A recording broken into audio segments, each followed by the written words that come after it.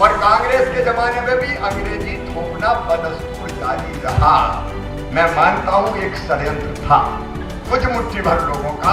वो चाहते थे केवल हमारे बेटा बेटी आगे बढ़े, बड़े पदों पर पहुंचे, और इसलिए अंग्रेजी मीडियम, मेडिकल की पढ़ाई अंग्रेजी में, इंजीनियरिंग की पढ़ाई अंग्रेजी में, और फिर मिलो तो hello, hi, how do you do.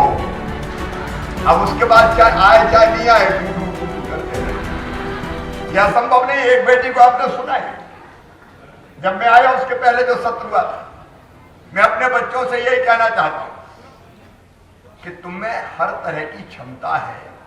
आज जिन बच्चों को स्टार्टअप्स के लिए चुना है वो निश्चित तौर पर चमत्कार करेंगे, चमत्कार। ये मैं कह रहा हूं आज इस मंच पे खड़े हो, क्योंकि गांव-गांव में रहने वाले, कस्बों में रहने वाले हमारे छोटे छोटे बेटे बेटियां स्टार्टअप शुरू कर रहे हैं।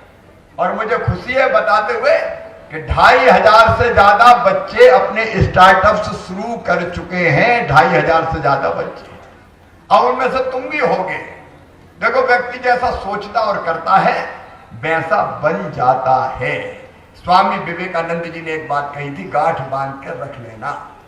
वो कहते थे नौजवानों से, तुम केवल 3-3.5 हाथ के हड़मास के पुतले नहीं हो, तुम ईश्वर के अंश हो, अमृत के पुत्र हो, अनंत शक्तियों का भंडार हो, अमर आनंद के भागी हो।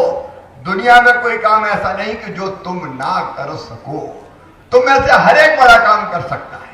और इसलिए मैं पहला संदेश देने आया हूं स्टार्टअप्स के सत्र में कि मेरे बेटा बेटियों, अपने आप को दीनहीन, कमजोर मैं क्या कर सकता हूं। अरे अगर तुम चाहो तो ब्रह्मांड पे भी कमांड कर सकते हो। हिम्मत चाहिए, हौसला चाहिए, और बड़ा करने का सोचो। और बड़ा करने का सोचोगे तो सरकार आपके साथ खड़ी है, लघु उद्योग भारती आपके साथ खड़ा है। ऐसी संस्थाओं का हम अभिनंदन करते हैं जो लघु उद्यमियों को, प्रकाश जी कह रहे थे कि देश सोने की चिड़िया था, इसी लघु उद्योगों की दम पर छोटी छोटी चीजें बनाते थे, पूरी दुनिया में भेजते थे। इसलिए तो भारत सोने की चिड़िया था। दूध और घी की नदियां हमारे यहाँ बहती थी। और आज मुझे कहते हुए गर्व है कि प्रधानमंत्री नरेंद्र मोदी जी के नेतृत्व में भारत फिर एक दिन सोने की चिड़िया बनेगा, विश्व गुरु बनेगा, कोई रोक नहीं सकता। और हम सबका योगदान उसमें व्यवसायियों का भी होगा। मैं उनकी बात बाद में करूंगा। देखो मेरे बेटा बेटे, 3-4 चीजें मैं तुमसे कहना चाहता हूं। एक, पढ़ाई मन से करो, और पढ़ाई में व्यवसायिक शिक्षा पर भी अब जोर दे रहे हैं। एक बात ध्यान रखना, 12वीं के बाद अच्छे नंबर लाके अगर तुम्हारा medical college, engineering college, IIT, IIM, law college, business management के किसी कोर्स में हुआ तो गरीब, अगर निम्न मध्यम वर्गीय जिनकी आय 8 लाख रुपए वार्षिक से कम है, तो वो चिंता मत करना। तुम्हारी पढ़ाई की पूरी फीस मम्मी पापा नहीं भरवाएंगे। कौन भरवाएगा? हम भरवाएगा। भारतीय जनता पार्टी की सरकार बन रहा है, तो कोई रास्ता हमको छोड़ना नहीं। हम कहा कि चूंकि पैसा कोई समस्या हमने बचने नहीं दी, और कई बच्चों की भर रहे हैं। अभी 3-4 लाख बच्चों की फीस भरा रही है, विदेश की फीस भी भरा रही है। और इसलिए अपन को तो मेहनत से लगातार पढ़ते जाना है और बढ़ते जाना है। एक परिवर्तन का जिक्र और मैं जरूर करूंगा। अंग्रेज चले गए, अंग्रेजी थोप गए, और कांग्रेस के जमाने में भी अंग्रेजी थोपना बदस्तूर जारी रहा। मैं मानता हूं एक षड्यंत्र था कुछ मुट्ठी भर लोगों का। वो चाहते थे केवल हमारे बेटा बेटी आगे बढ़े, बड़े पदों पर पहुंचे, और इसलिए अंग्रेजी मीडियम, मेडिकल की पढ़ाई अंग्रेजी में, इंजीनियरिंग की पढ़ाई अंग्रेजी में। तुम में से गांव से कौन कौन आते हैं? जरा हाथ उठाओ गांव से, बताओ हम इतनी अच्छी अंग्रेजी जानते हैं क्या? नहीं जानते। लेकिन अंग्रेजी नहीं जानते इसका मतलब यह नहीं है कि हम में बुद्धि नहीं है।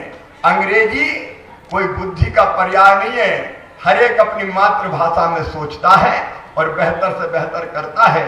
लेकिन अंग्रेजों के बाद कांग्रेस ने भी अंग्रेजी लाद दी और ऐसी मानसिकता बना दी कि हमारे बेटा बेटी सोचने लगे कि अंग्रेजी बोलने में ही इंप्रेशन पड़ता है।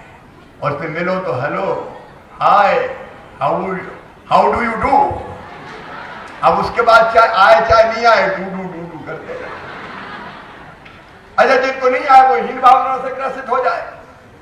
एक ऐतिहासिक फैसला किया है मध्य प्रदेश में। नई शिक्षा नीति में प्रधानमंत्री जी ने मातृभाषा में शिक्षा का आग्रह किया और मेरे बेटा बेटियों, गांव से आने वालों भी, शहर के गरीब परिवार, निम्न मध्यम वर्गीय परिवारों से आने वाले भी, मध्य प्रदेश देश में पहला राज्य है जहां मेडिकल इंजीनियरिंग सहित सारी पढ़ाई हिंदी भाषा में की जाएगी।